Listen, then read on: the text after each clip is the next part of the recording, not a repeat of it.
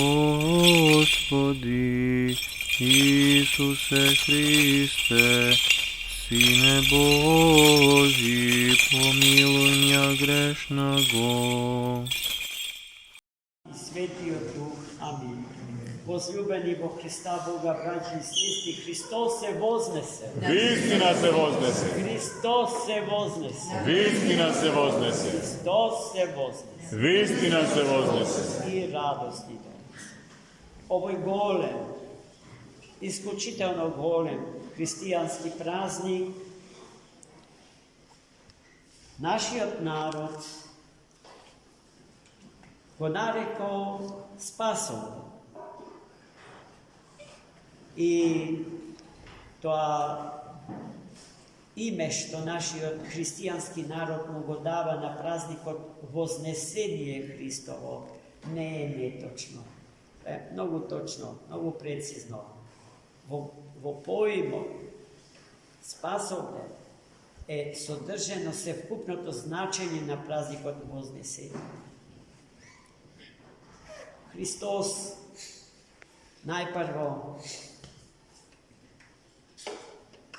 prima začatije v utробата на своята майка на ден от светото благовещение и тога шпееме дека тој празник е почетокот на нашето спасение. А денеска, после Велик ден, доаѓа Спасов ден. Се смета дека божествената идеја и божествениот план за спасението на човекот си наоѓа свое конечно исполнување во чинот на вознесувањето на Богочовекот Христос. Зошто народот не греши кога вознесението го нарекува спасение? Затоа што, како што чувме од Светото Евангелие, Христос, вознесувајќи се, ги проби димензиите на овој свет и век. И го отвори небото, но не како географски простор, туку како духовен простор.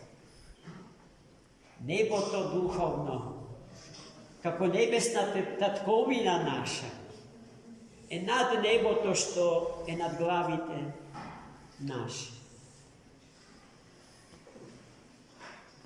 Ги искаши контурите на овој свет и на овој век и не соочи со идниот век, со постоењето во еден свет кој што не знае за граници. Ниту се мери со километри, неговиот безпросторен простор, ниту се мери со часови времето на тој свет, како што се мери времето на овој свет. Имено во тој свет треба да се населат оние кои што ќе се стекнат со божествена несмртност. Оние кои што ќе се стекнат со вечноста Божја. А зами во денешното Свето Евангелие многу прецизно се вели кои се тие што ќе се ја населат вечност. Векот иден, векот во кој што нас не принесе и не преведе Христос на ден спасовен. Тоа се оние кој што ќе го познаат Бога, вели Христос, едниот, освен кого што друг Бог не постои. И ако го има, тој е измислен во умната лабораторија на човекот. Тој еден, освен кого што друг не постои, е Творецот на светот и на животот. Творецот на светот и на човек. И тој кој што ги создава светот и човека, ја прима грижата и одговорноста за создаденото да го помине сиот пат што Христос историски го помина во заедница со нас, од раѓање до вознесение. Значи, треба да му се совознесиме на Господа. А тој што ќе му се совознесе е оној што Бога едниот ќе го познае. Тешко ли е да се познае Бог? Тешко е, ако неговото познавање зависи од произволните способности на нашиот ум. Ако човекот сака да биде измислувач на богови, но не и боговидец, како што вели Мартин Хајдегер на едно место. Бог не повикува да станеме боговици. Тешко ли е да се биде боговидец? Зошто да е тешко, ако треба да видиме некој што ни се открива, а не магла, не познат. Некој што допарва треба да го смистиме во нашите глави. Туку некој кој што ни се открил однаков каков што е. Како можеме до него да стигнеме? Преку вториот дел од мислата што денес Христос ни ја кажа. Не е доволно само да се познае едниот Бог, туку и од него испратениот Син, воплотениот Логос Божи, зашто едниот Бог е целосно содржан во Синот, како што Синот е целосно содржан во Отецот. И тој ни го открива померата од нашите можности, померата од нашите способности, померата од капацитетите на човечката природа за богопознание. А чинот за богопознание е чин кој што трае низ сите вечности.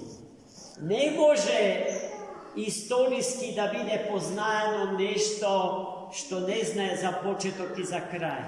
Нешто што има почеток и свој крај, да познае нешто што не знае за почеток и за крај.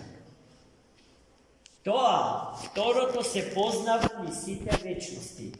И во тоа е содржан креативниот патос на вечниот живот.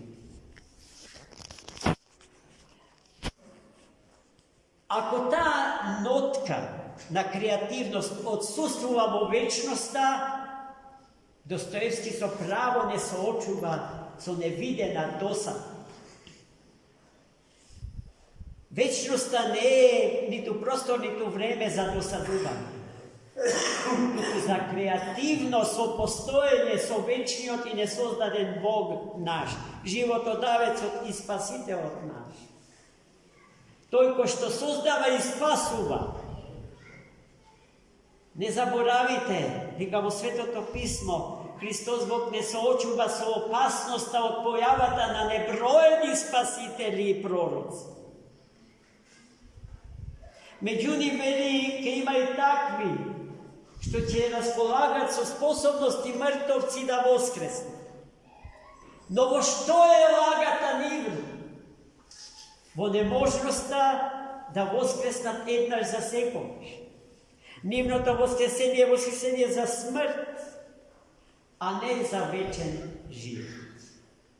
И така живејќи во Христа Бога, со расплувајќи му се, со погребувајќи му се, со воскреснувајќи со него и со вознесувајќи се со него, да го спасиме и да го совознесиме со себе и светов во кој што живееме.